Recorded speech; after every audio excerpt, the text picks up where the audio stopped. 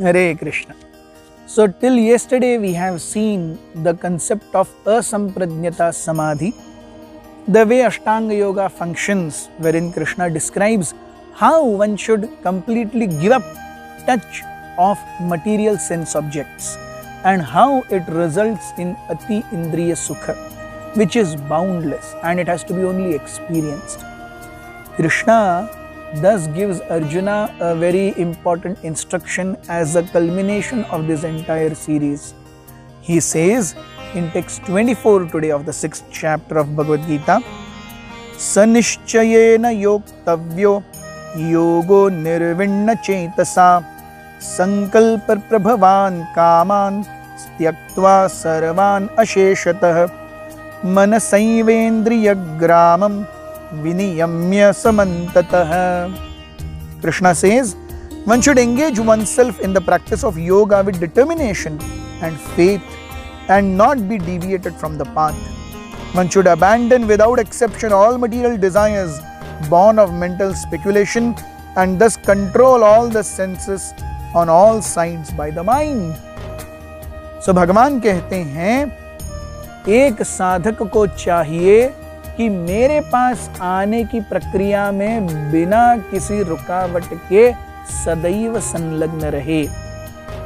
Krishna says इस अविरत साधना के लिए क्या चाहिए? श्रद्धा चाहिए, क्योंकि ये मार्ग ऐसा है जहां पर आज भर्ती और कल चक्रवर्ती होता ही नहीं है.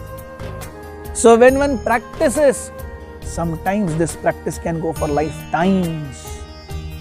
So we see somebody who has come very early in their life in Krishna consciousness. It is not just by akkad bakkad bambi boo. Those who have come very early in Krishna consciousness, it is just because last lifetime's impressions are there.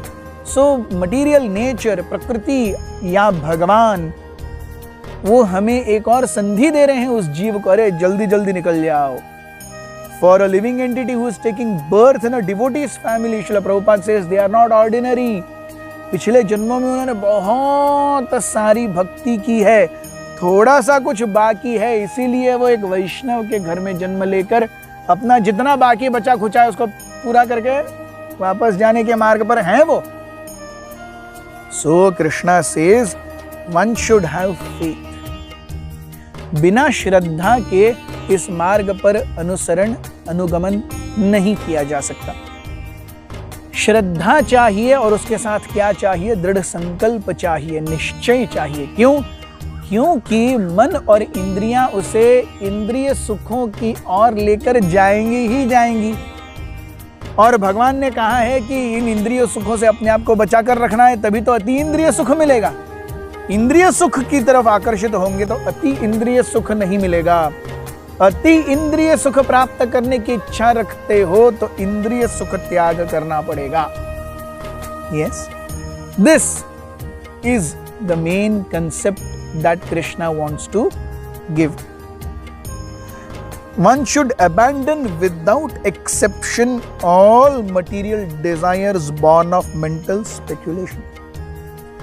कोई भी इच्छा हमें ऐसा लगती है अरे ये भौतिक सुख प्राप्त करके मैं अत्यंत आनंदित हो जाऊंगा, नहीं, ये मेंटल स्पेक्यूलेशन है. Any desire which tells us just do this one gratification, you will be happy, don't heed, वहां गिरो मत, भगवान कहते हैं. क्यों? क्योंकि ये मेंटल स्पेक्यूलेशन है, ऐसा होता कुछ नहीं है.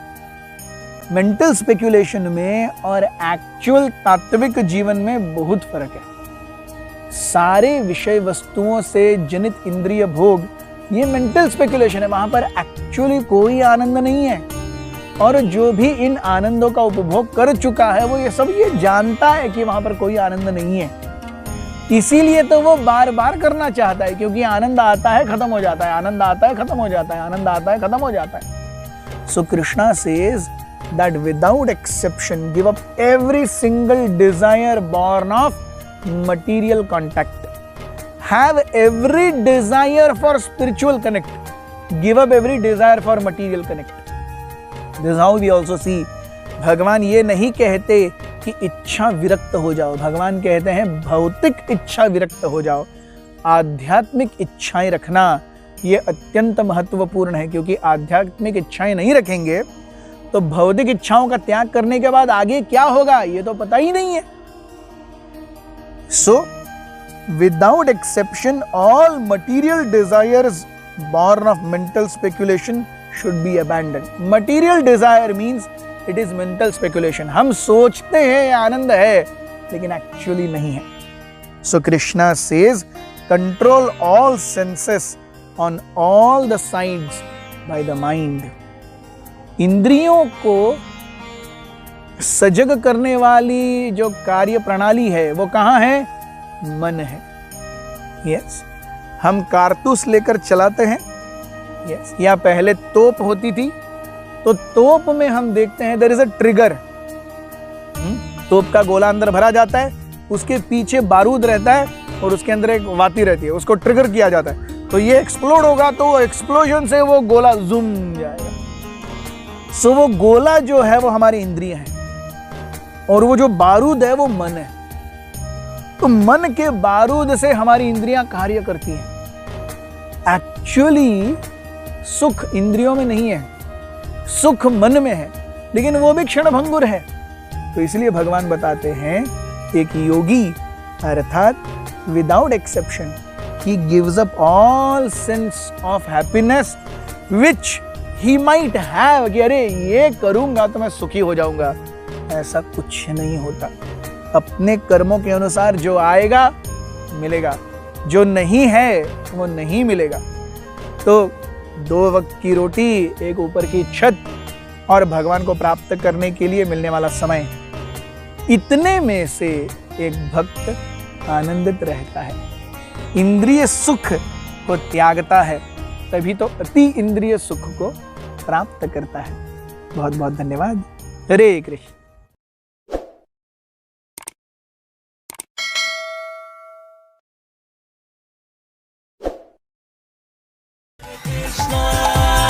Krishna Krishna Krishna